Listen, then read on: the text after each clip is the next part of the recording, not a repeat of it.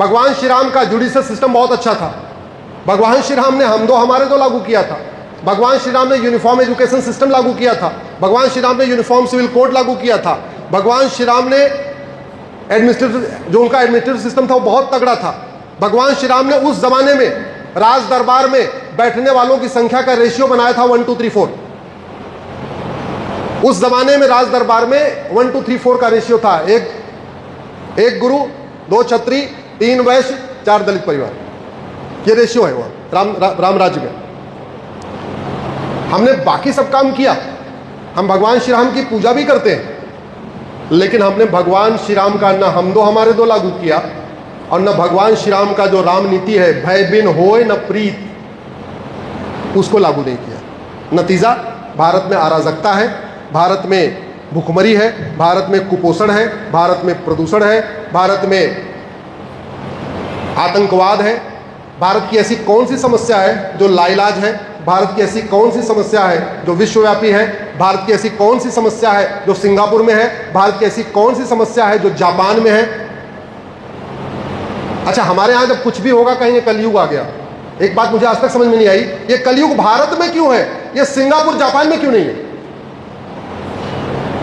अगर कलयुग होना चाहिए तो सिंगापुर में भी होना चाहिए। भारत में घूसखोरी है, कमीशनखोरी है, जमाखोरी है, मिलावटखोरी है, कालाबाजारी है, सिंगापुर जापान में तो नहीं है। भारत में जासूसी है, कामचोरी है, हरामखोरी है, मक्कारी है, गद्दारी है, सिंगापुर जापान में तो नहीं है। भारत में अलगाववाद है, माओवाद है, नक्सलवाद है, जिहाद है, मजहबी उन्माद है, सिंगापुर जापान में तो नहीं है। भारत में जनसंख्या विस्फोट है, चीन में तो नहीं है। भारत की कोई कौन सी समस्या है जो पूरी दुनिया में है? कोई मुझे एक आदमी बताए नहीं। और समस्या का समाधान, शिक्षा में संस्कार हो, कानून का खौफ हो, यही तरीका है। तो अगर हम वास्तव में भारत को सुरक्षित बनाना चाहते हैं तो ये पहला यूनिफॉर्म एजुकेशन सिस्टम, दूसरा यूनिफॉर्म पॉपुलेशन कोड बनाना पड़ेगा। और कोई तरीका नहीं है, और कोई तरीका नहीं है भारत को बचाने का। अगर हम इसको नहीं करेंगे तो भारत बर्बादी की तरफ बढ़ता जाएगा। और जिस तेजी के साथ बढ़ रहा है, ये 15 से 20 साल के बाद स्थितियां बड़ी खतरनाक होने वाली है। ये मेरे हाथ में एक पेपर आपको दिख रहा है। उत्तर प्रदेश के रायबरेली में 20,000 घुसपैठियों ने बर्थ सर्टिफिकेट बना लिया। ये इसी सप्ताह की खबर है, ये कोई पुरानी खबर नहीं है। उत्तर प्रदेश में सरकार किसकी है? जोर से बोलिए। अरे हमारी। किसकी सरकार है? हमारी। मुख्यमंत्री कौन? हमारा। शासन किसका? हमारा। व्यवस्था किसकी? हमारी। उत्तर प्रदेश में तो बुलडोजर भी चलता है। इसके बावजूद 20,000 घुसपैठियों ने आधार जन्म प्रमाण पत्र बनवा लिया। इस 20,000 में से, यहां छोटा छोटा लिखा है, आपको दिखेगा नहीं, 15,000 रोहिंग्या बांग्लादेशी घुसपैठियों ने हिंदू नाम से बनवा लिया। राम, श्याम, टिंकू, मिंकू, गुड्डू, पप्पू, इस तरीके से। क्यों बनवा लिया? दुबई में तो कोई एक फर्जी डॉक्यूमेंट नहीं बनता, चीन में तो एक फर्जी डॉक्यूमेंट नहीं बनता, सिंगापुर, जापान का मैंने रिसर्च किया, कभी वहां मैंने सुना ही नहीं किसी एक व्यक्ति ने एक डॉक्यूमेंट बनवा लिया हो। और भारत में 800 जिले, 800 जिलों में से एक जिले में एक साल में 20,000 डॉक्यूमेंट बन गए। पूरे भारत में कितना फर्जी डॉक्यूमेंट साल भर में बनता होगा, आप कैलकुलेट कर लीजिए। और यूपी में जहां बाबा की इतनी चमक है, इतनी धमक है, वहां 20,000 बन गए। तो केरल में कितने बन रहे होंगे, बंगाल में कितने बन रहे होंगे, इसकी कल्पना कर लीजिए। डॉक्टर अच्छा हो लेकिन दवाई गड़बड़ हो तो डॉक्टर साहब बीमारी ठीक होगी क्या? आपके तो बेटे बहू भी डॉक्टर है, बेटे को भी मैं देख रहा हूं। हाँ, छोटे डॉक्टर बताइए। डॉक्टर अच्छा हो, दवाई गड़बड़ हो, बीमारी ठीक होगी क्या? नहीं। ड्राइवर अच्छा हो, गाड़ी गड़बड़ हो, यात्रा सुरक्षित होगी क्या? नहीं। ऐसे शासक अच्छा हो लेकिन नियम कानून घटिया हो तो यह देश सुरक्षित नहीं होगा।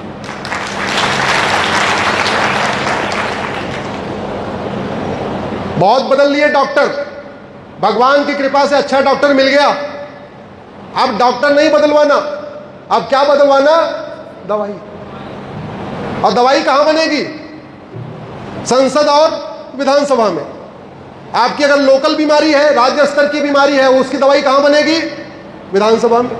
और पूरे देश वाली बीमारी है, उसकी दवाई कहां बनेगी? संसद में। यहां की विधायिका आई है क्या? नहीं आई? अच्छा, चलिए सांसद जी बैठे हुए, मैं गारंटी के साथ कहता हूं 1 साल के अंदर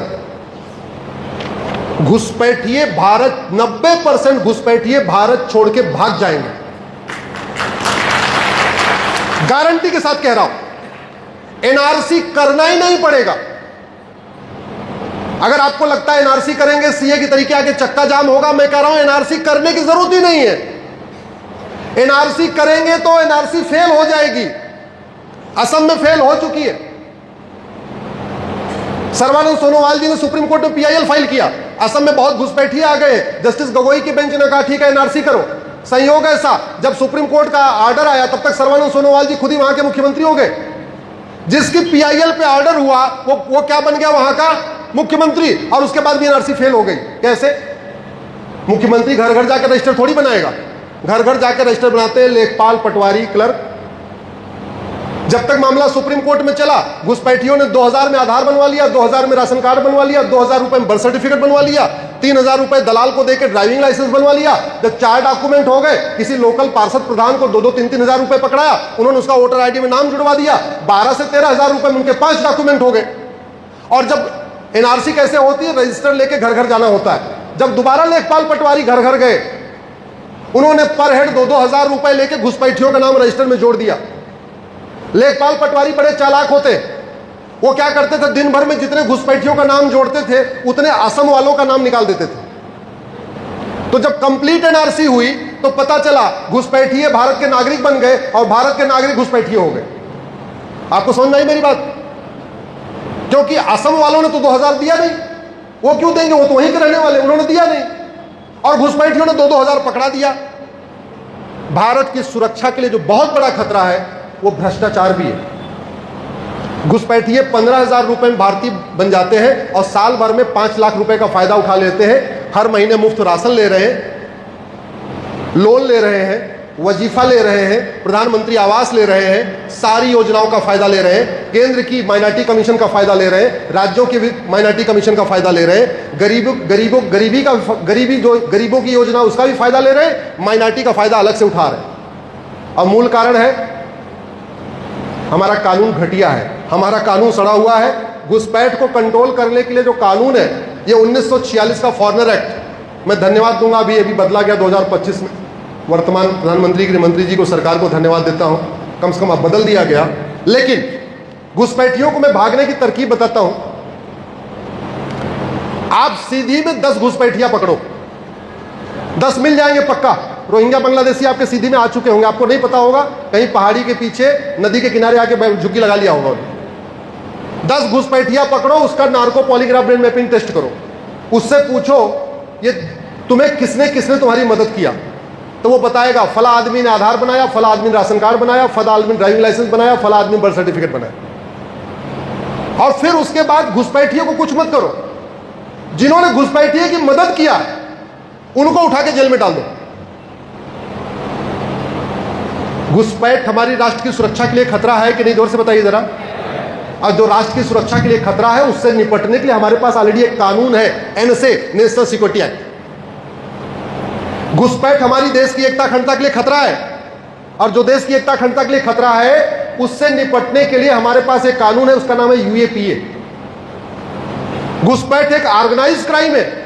ऑर्गेनाइज्ड क्राइम से निपटने के लिए नए वाले बीएनएस में सेक्शन 111 है। घुसपैठ अपने आप में इनडायरेक्ट वॉर है, वेजिंग वॉर है, उससे निपटने के लिए बीएनएस में सेक्शन 148 है। घुसपैठ हमारी एकता अखंडता संप्रभुता के लिए खतरा है, उससे निपटने के लिए बीएनएस में सेक्शन 152 है। ज्यादा नहीं, हर जिले में 10-10, 15-15 घुसपैठियों और उनके मददगारों के खिलाफ एनएसए लगाएं, यूएपीए लगाएं, वेजिंग वॉर लगाएं, देशद्रोह लगाएं, गैंगस्टर एक्ट लगाएं, उनकी 100% प्रॉपर्टी जब्त करें, उनकी नागरिकता खत्म करें और उनको 20 साल के लिए जेल में डालना शुरू करें। मैं कह रहा हूं भगदड़ मच जाएगी। यहीं के उनके मददगार हैं वो खुद ही घुसपैठियों को ढूंढ के भगाएंगे। उनको ही मन में खौफ रहेगा, कहीं घुसपैठिया पकड़ा गया और हमारा नाम ले लिया, मैं जेल में जाऊंगा। वो जिन्होंने डॉक्यूमेंट बनाया वो ढूंढ ढूंढ के उनको भगा देंगे। अदरवाइज 5 करोड़ घुसपैठियों को पकड़ पाना मुश्किल नहीं, नामुमकिन है। हम जिस एनआरसी की कल्पना कर रहे हैं, कड़वा सच बता रहा हूं, फेल हो चुका है। असम में फेल हो चुका है, सर्बानंद सोनोवाल जी के समय फेल हो चुका है।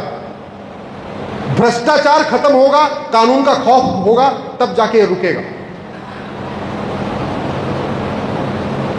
भारत में साल में 5 लाख बहन बेटियां गायब हो रही हैं। ये मेरा आंकड़ा नहीं है, ये गृह मंत्रालय का आंकड़ा है।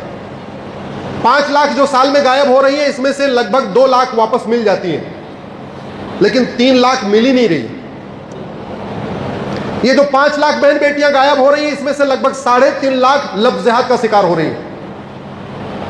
3.5 लाख साल में लफ्ज़ जिहाद का शिकार हो रही हैं। इसका मतलब साल में 365 दिन होते हैं, पर डे 1000 बेटियां लफ्ज़ जिहाद का शिकार हो रही हैं। लफ्ज़ जिहाद की शुरुआत कैसे होती है? फर्जी नाम के इंस्टाग्राम अकाउंट से, फर्जी नाम के फेसबुक अकाउंट से। क्यों फर्जी नाम का फेसबुक इंस्टा अकाउंट बनता है? क्योंकि फर्जी नाम से अकाउंट बनाना भारत में अपराध नहीं। दुनिया के कई देशों में फर्जी नाम से अपना नाम छिपाना, अपनी पहचान छिपाना 10 से 20 साल की सजा है। दुनिया के कई देशों में झूठ बोलने पे 10 से 20 साल की सजा है। अमेरिका में, हमारे यहां आतंकवादी पकड़े जाते हैं, कभी सच बोलते हैं क्या? नहीं बोलते। अमेरिका में डेविड कोलमैन हेडली पकड़ा गया, पूछा तुमने रेकी किया क्या? हाँ बोले रेकी किया था। जानते क्यों सच बोल दिया? क्योंकि अमेरिका में रेकी करने की सजा 5 साल है और झूठ बोलने की 10 से 20 साल है। उसने एडमिट कर लिया, इसलिए उसको 5 साल सजा हुई। अगर झूठ बोल देता तो 15 साल सजा हुई। ऑस्ट्रेलिया में झूठ बोलने पे 7 से 14 साल की सजा है। दुनिया के कई देशों में झूठ गंभीर अपराध है और भारत में झूठ फ्रीडम ऑफ स्पीच है। 2-4 नेता तो है सुबह से लेकर शाम तक झूठ ही बोलते रहते, झूठे वादे, झूठा मैनिफेस्टो, झूठे इरादे, सुबह से लेकर शाम। और मैं इसलिए कह रहा हूं, 65 लाख फर्जी वोटर पाए गए बिहार में, एक राज्य में। भारत में 28 राज्य है, आप कैलकुलेट कर लीजिए क्या सिचुएशन चल रही है। क्यों? क्योंकि फर्जी आधार बनाना अपराध नहीं, फर्जी राशन कार्ड बनाना अपराध नहीं, फर्जी ड्राइविंग लाइसेंस बनाना गंभीर अपराध नहीं, फर्जी बर्थ सर्टिफिकेट बनवाना गंभीर अपराध नहीं, फर्जी वसीयत बनवाना गंभीर अपराध नहीं, फर्जी वोटर आईडी बनवाना कुछ गंभीर अपराध है ही नहीं है। तो कानून का खौफ कैसे पैदा होगा? जब कानून का खौफ नहीं पैदा होगा तो स्वाभाविक सी बात है, अराजकता चलती रहेगी। अब समय आ चुका है माननीय सांसद जी, फर्जी नाम से सोशल मीडिया अकाउंट बनाने के लिए गंभीर एक सीरियस इसको क्राइम डिक्लेयर किया जाए। क्योंकि इसका फर्जी नाम से अकाउंट बना के केवल लफ्ज़ जिहाद में यूज नहीं हो रहा है, फर्जी नाम से अकाउंट बना के जाति का जहर घोला जा रहा है। फर्जी नाम से सोशल मीडिया अकाउंट बना के भाषा का जहर घोला जा रहा है।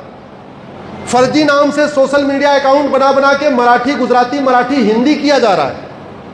फर्जी नाम से सोशल मीडिया अकाउंट बना के हमारी बहन बेटियों को ट्रैप किया जा रहा है। इसलिए इस फर्जीवाड़े के खिलाफ एक गंभीर अपराध, इसको गंभीर अपराध घोषित करना जरूरी है। दूसरा, लफ्ज़ जिहाद धर्मांतरण की शुरुआत हुई फर्जी नाम से, फर्जी पहचान से। अगला क्या? एक यूपी में आपने सुना होगा, छांगुर जलालुद्दीन पकड़ा गया। लगभग कितने लोगों ने सुना छांगुर जलालुद्दीन के बारे में? अच्छा, सबने सुना। हाँ, तो मैं वो इसलिए वही वाला एग्जांपल देता हूं। छांगुर जलालुद्दीन का टोटल 600 जिलों में नेटवर्क है। भारत में कुल कितने जिले? 800। छांगुर जलालुद्दीन का नेटवर्क कितना? 600 में। तो 200 जिलों में क्यों नेटवर्क नहीं है? क्योंकि 200 जिलों में हिंदू खत्म हो गए, वहां नेटवर्क करने की जरूरत नहीं। भारत के 200 जिलों में अब लफ्ज़ जिहाद नहीं होता, भारत के 200 जिलों में लैंड जिहाद नहीं होता, भारत के 200 जिलों में धर्मांतरण नहीं होता, भारत के 200 जिलों में रोहिंग्या बांग्लादेशी नहीं जाते, भारत के 200 जिलों में हमारे दो फॉलो भी किया जा रहा है, वहां 10-12 बच्चे भी नहीं हो रहे। आप किसी कश्मीर में पता कर लीजिए कि सबके 2-2 बच्चे हैं, ज्यादा नहीं है। 800 जिलों में से 600 जिलों में छांगुर जलालुद्दीन का नेटवर्क और 5000 गुर्गे उसके काम कर रहे हैं 600 जिलों में। 600 जिलों में 5000 गुर्गे, यानी एक जिले में 8 से 10 गुर्गे। एक जिले में कॉलेज कितने होते? नहीं, एक जिले में 80 से 85 गुर्गे एवरेज। एक जिले में कॉलेज कितने होते? 8 से 10। छांगुर के गुर्गे कितने? 80 से 85। On an average her college के पास छांगुर जलालुद्दीन के 8 से 10 गुर्गे हैं। फंडिंग कहां से आ रही है? फंडिंग आई है 500 करोड़ के आसपास हवाला के जरिए आई है और 500 करोड़ एफसीआरए के जरिए आई है। एफसीआरए कानून किसने बनाया था? कांग्रेस ने। मैं पहली बार कई बार कह चुका हूं, कांग्रेस के कानून खत्म कर दीजिए, भारत की आधी समस्या खत्म हो जाएगी। अंग्रेजों ने 200 साल के शासन में एक भी कानून भारत के हित में नहीं बनाया था। 100% कानून भारत को लूटने और बांटने के लिए बनाया था। आज समय नहीं है, आप लोग फेसबुक ट्विटर मेरे साथ जुड़ जाइएगा, मेरे और भी लेक्चर हैं जिसमें मैंने अंग्रेजों के कानूनों के बारे में बताया। 100% कानून अंग्रेजों ने लूटने और बांटने के लिए बनाया।